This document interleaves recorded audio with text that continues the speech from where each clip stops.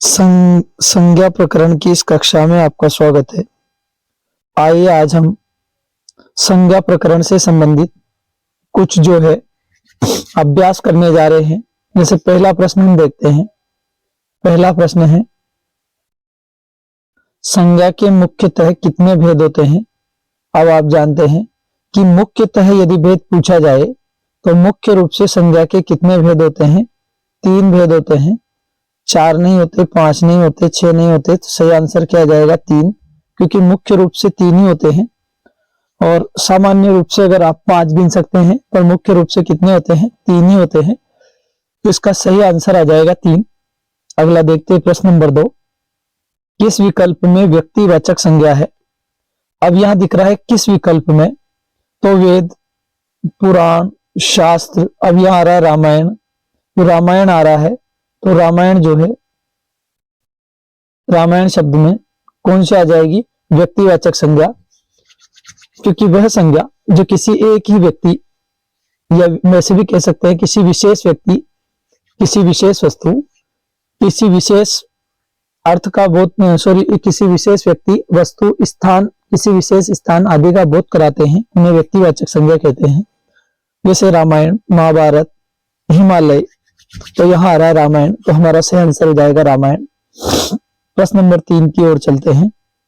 किस विकल्प में जातिवाचक, किस विकल्प में जातिवाचक संज्ञा संज्ञान ही है? तो किस विकल्प में है? तो या तो ऑलरेडी है ना, लगा रखा है, बालक में नहीं है, सड़क नहीं, किताब में नहीं। तो यह आ जाएगा मंगलवार में, क्योंकि ये पूरी जाति का बोध कराता है। ठीक है, वार किसका बोध करा देता है? जाति का। बिल्कुल सही आंसर है। अगला देखते हैं प्रश्न नंबर 4। गरीब शब्द में संज्ञा है? किस शब्द में गरीब शब्द में संज्ञा है?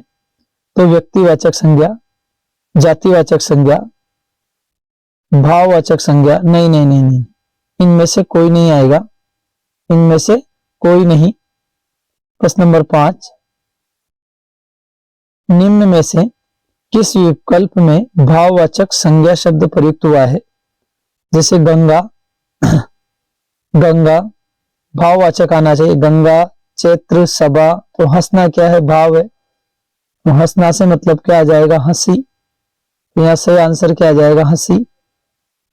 प्रश्न नंबर 6। निम्न में से किस विकल्प में द्रव्यवाचक संज्ञा है? कौन सी संज्ञा? द्रव्यवाचक। अब आप जानते हैं, अगर आपको द्रव्यवाचक देखना है तो ध्रुव कौन सा होता है? पंजाब, पाकिस्तान, कक्षा नहीं, पारा होता है ध्रुव। तो द्रव्य किसे कहते हैं? पारा को। तो द्रव्यवाचक संज्ञा कौन सी होगी? पारा। प्रश्न नंबर अगला देखते हैं। अगला से मतलब है प्रश्न नंबर 7। झुंड शब्द में संज्ञा है? अब ये तो ऐसे ही समझ में आ रहा होगा कि झुंड शब्द में कौन सी संज्ञा है? तो व्यक्तिवाचक, जातिवाचक, समुदाय का बोध करा रहा है। झुंड समुदाय का बोध करा रहा है, तो समुदायवाचक। ठीक है, क्योंकि समुदाय का बोध हो रहा है। किसका बोध हो रहा है? समुदाय का। प्रश्न नंबर 8। चावल शब्द में संज्ञा है? किस शब्द में? चावल शब्द में। चावल क्या है? तो द्रव्यवाचक शब्द है। बिल्कुल राइट आंसर है। इसका आंसर हो जाएगा 4। निम्न में से व्यक्तिवाचक संज्ञा का उदाहरण है? किस संज्ञा का? व्यक्तिवाचक का। तो नदी व्यक्तिवाचक देखना है, नदी, पंखा, जयपुर, कुत्ता। इसमें सही आंसर आ जाएगा कुत्ता। कुत्ता से मतलब 4 नंबर का। अगला प्रश्न देखते हैं। प्रश्न नंबर 10। निम्न में से जातिवाचक संज्ञा का उदाहरण है? कालिदास, गंगा, हिमालय, शहर। अब आपके हिसाब से क्या आना चाहिए? जातिवाचक का बोध कौन कराता है इसमें से? तो कौन कराएगा जाति का बोध? तो शहर करा रहा है। गंगा नहीं, कालिदास नहीं। तो शहर किसका बोध करा रहा है? जाति का, क्योंकि शहर पूरी जातियों को बता देता है, जैसे जयपुर, अलवर, कोटा, दौसा। ठीक है, अगला देखते हैं। किस विकल्प में व्यक्तिवाचक संज्ञा है? किस विकल्प में व्यक्तिवाचक संज्ञा है? तो अब यहाँ स्पष्ट दिख रहा है। जैसे देखो, ये पहला ही विकल्प सही है। हिमालय में, रामायण में, कोटा, ये आ रहा है ना, तो ये सही विकल्प हो जाएगा। तो विकल्प नंबर 1। प्रश्न नंबर 12। प्रश्न नंबर 12। किस विकल्प में जातिवाचक संज्ञा है, ये भी ऐसा ही विकल्प है। किस विकल्प में जातिवाचक है? तो हवा, महल, राम, कपिल नहीं, ये व्यक्तिवाचक हो जाएंगे। खेल, लाली, हंसी नहीं नहीं नहीं, भारत, कालिदास, प्रयाग नहीं, मनुष्य, पहाड़, पुस्तक, ये आंसर सही हो जाएगा 3 नंबर का। प्रश्न नंबर 13, प्रश्न नंबर 13, प्रश्न नंबर 13 पे बढ़ते हैं। प्रश्न नंबर 13 में है, निम्न में से भाववाचक संज्ञा का उदाहरण नहीं है। अब यहाँ बहुत ही शानदार आंसर आना चाहिए। भाववाचक का उदाहरण नहीं है। लालिमा, मार, मोटापा, ये तो भाव का बहुत कराते, ये भी भाव का करा रहा है, ये भी भाव का करा रहा है, ये भी भाव का करा रहा है, तो मां आना चाहिए। ठीक है, तो इसका सही आंसर क्या हो जाएगा? 2, बिल्कुल राइट आंसर है 2, मां। प्रश्न नंबर 14, निम्न में से भाववाचक संज्ञा का उदाहरण है। भाववाचक संज्ञा का उदाहरण है राष्ट्र, राष्ट्र, राष्ट्रीय, राष्ट्रीयता, राष्ट्रीयता, बिल्कुल सही आंसर हो जाएगा, राष्ट्रीयता आ जाएगा, क्योंकि ये पूरा भाव का बोध करा देगी राष्ट्रीयता। ठीक है भाई, अगला देखते हैं। प्रश्न नंबर 15, निम्न में से समुदायवाचक संज्ञा का उदाहरण है, जो समुदाय का बोध कराती हो, ऐसी संज्ञा का उदाहरण है। समुदाय का बोध कराती हो तो आयोग, बिल्कुल, जत्था, बिल्कुल, सेना, ये तीनों ही समुदाय का बोध कराते हैं, तो इसमें सही आंसर हो जाएगा 4 नंबर का। प्रश्न नंबर 16, निम्न में से जातिवाचक संज्ञा का उदाहरण नहीं है। जातिवाचक संज्ञा का उदाहरण नहीं है। घोड़ा जातिवाचक है, बच्चा बच्चा, राज्य, ये जातिवाचक है भाई साहब। तो जातिवाचक कौन सा नहीं है? बीमार, मैं तेरा बीमार, तू मेरी बीमारी, ये सही हो जाएगा। प्रश्न नंबर 17, बुढ़ापा शब्द में कौन सी संज्ञा? वैसे पता लग रहा है व्यक्तिवाचक नहीं है, जातिवाचक नहीं है, समुदायवाचक नहीं है, बुढ़ापा, बुढ़ापा। अब बुढ़ापा में तो वैसे पता लग रहा है कौन सी है, तो भाववाचक। कितना शानदार प्रश्न है यार, बहुत बेस्ट। बुढ़ापा में भाववाचक। प्रश्न नंबर 18, होली शब्द में कौन सी संज्ञा है? कैसा शब्द में? होली शब्द में।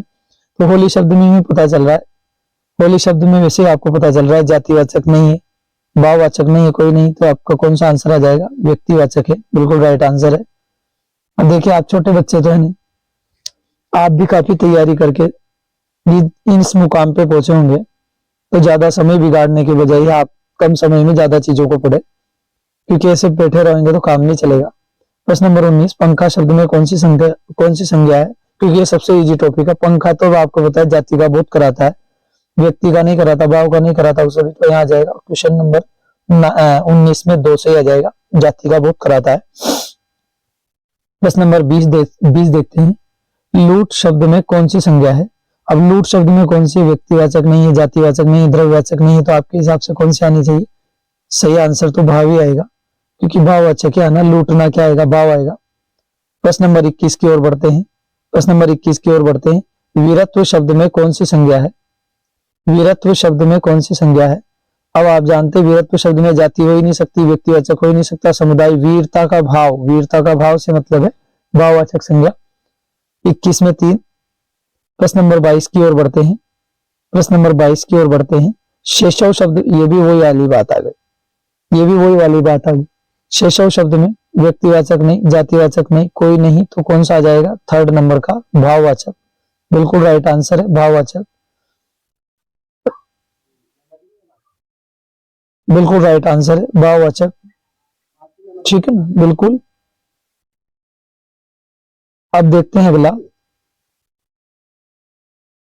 Question number 23।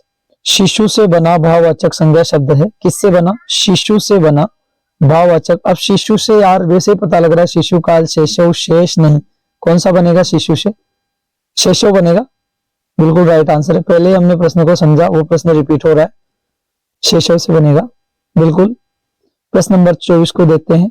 राजस्थान के एकीकरण में, हाँ बहुत शानदार प्रश्न है, ऐसे घुमा के देता है। राजस्थान के एकीकरण में सरदार का अहम योगदान है। सरदार शब्द में संज्ञा है, बहुत ही शानदार प्रश्न है। और सरदार शब्द से संबंधित संज्ञा कौन सी आ जाएगी? व्यक्तिवाचक।